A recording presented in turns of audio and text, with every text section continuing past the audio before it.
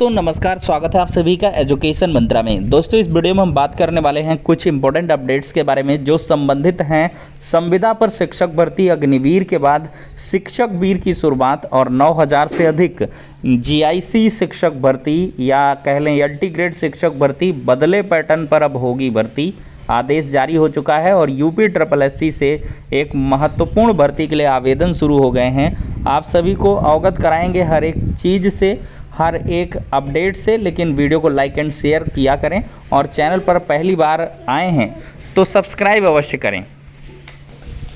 दोस्तों कल की डेट में आपने इस चैनल के माध्यम से देखा होगा कि एक आदेश हमारे द्वारा दिखाया गया जिसमें 50 साल से अधिक के जो भी सरकारी कर्मचारी हैं सभी संबंधित विभाग के उनकी स्क्रीनिंग के आदेश दिए जा चुके हैं और 31 जुलाई तक पूरी प्रक्रिया पूर्ण करके 15 अगस्त तक जो रिपोर्ट है वो दे देनी है।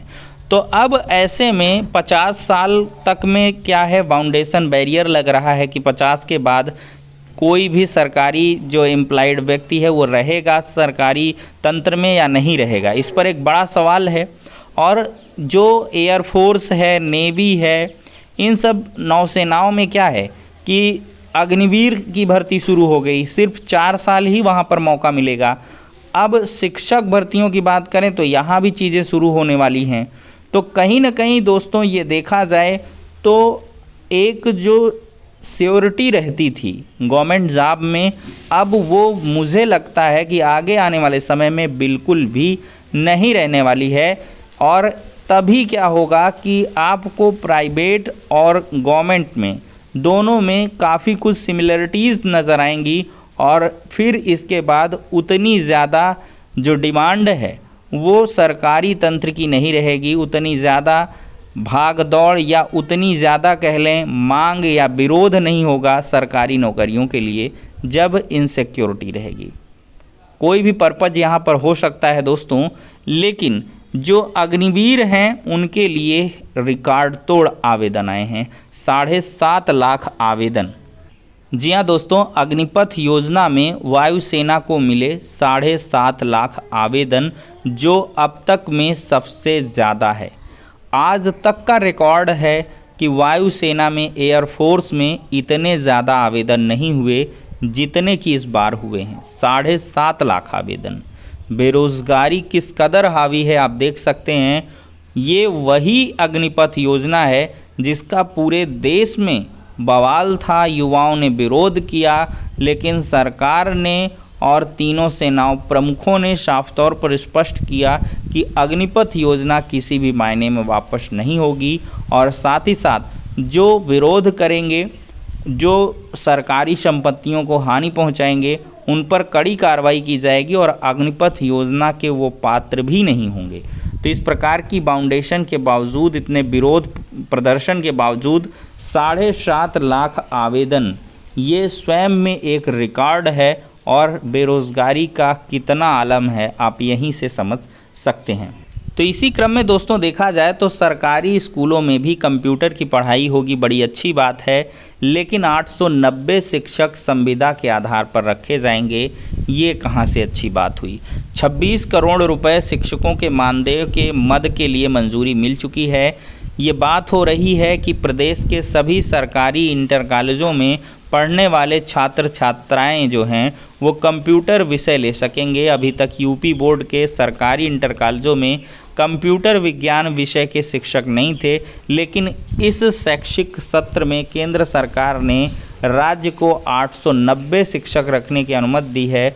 वहीं 468 स्कूलों में कंप्यूटर लैब की स्थापना भी होगी। ये दोस्तों शिक्षक संविदा के आधार पर रखे जाएंगे और नए विषय जोड़ने से 3 लाख रुपए प्रति स्कूल खर्च होगा। तो दोस्तों देखा जाए तो कंप्यूटर शिक्षक की मांग चल रही थी इस बार टीजीटी में, लेकिन ऐसा नहीं हो सका। कंप्यूटर के जो अध्याचन हैं वो लिए ही नहीं गए या आए नहीं और कंप्यूटर की भर्ती 0 रही। और अब यहाँ पर आप देख रहे हैं कि संविदा पर भर्ती हो रही है। तो कहीं ना कहीं जो ये निजीकरण है वो धीरे धीरे हावी हो रहा है और संविदा के आधार पर ही ज़्यादा भर्तियां यहाँ पर मेडिकल डिपार्टमेंट में भी आप देख रहे हैं लगातार संविदा पर जो भर्तियां हैं वो हो रही हैं, इसमें श्योरिटी नहीं है, इनसिक्योरिटी है, लेकिन एक रोज़गार के लिए युवा परेशान है तो वो चाहता है कि कहीं से भी कुछ न कुछ तो मिलना ही चाहिए, और उनको मिलता है तो वो बेचारे उसी में संतुष्ट हैं। तो खैर 890 शिक्षक यहाँ पर संविदा पे रखे जाएंगे। अब दोस्तों हम बात कर लेंगे 9000 जीआईसी शिक्षक भर्ती की। दोस्तों ये आज के समाचार पत्र में आंकड़ा आया है कि 9000 के करीब जो गवर्नमेंट कॉलेजेस हैं, जीआईसी हैं, वहाँ पर शिक्षकों के पद हैं।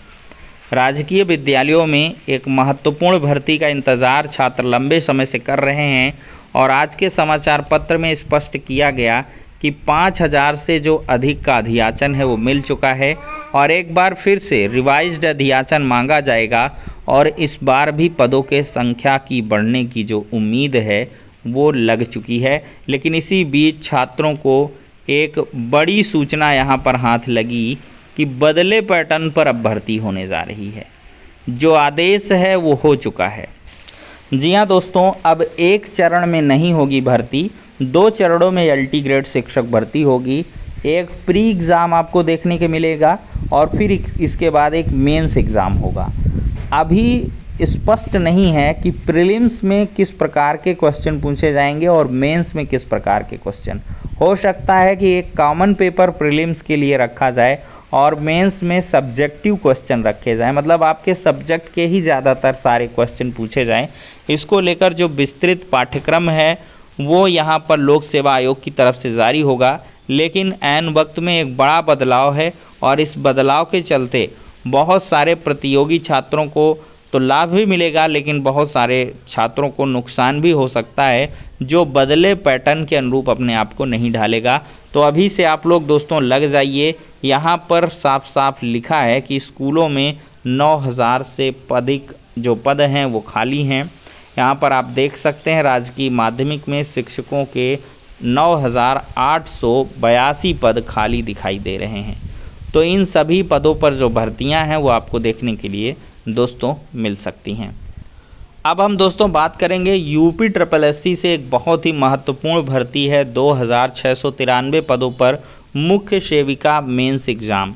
देखिए इसमें सभी महिलाएं ही आवेदन करेंगी, पुरुषों के लिए आवेदन यहाँ पर नहीं लिया गया है। आयु सीमा 21 साल से 40 साल के बीच रहेगी। 1 जुलाई 2022 को 21 साल न्यूनतम होना चाहिए और 40 साल अधिकतम एज होना चाहिए। पात्रताएं क्या है? मान्यता प्राप्त विश्वविद्यालय से किसी एक विषय समाजशास्त्र, समाजकार्य, गृह विज्ञान, पोषण, बाल विकास के साथ कला में स्नातक डिग्री और संबंधित क्षेत्र में कार्य करने का अनुभव भी होना चाहिए।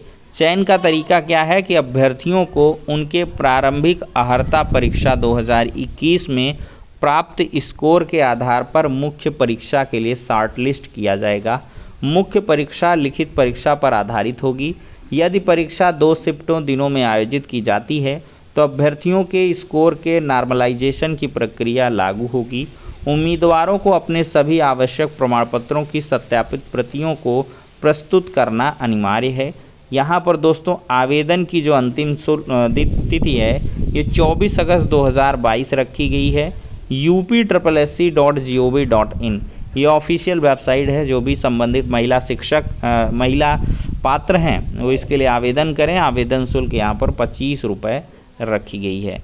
तो फिलहाल के लिए दोस्तों इस वीडियो में सारी इंपॉर्टेंट अपडेट्स हो जाती हैं। नेक्स्ट वीडियो में मिलते हैं।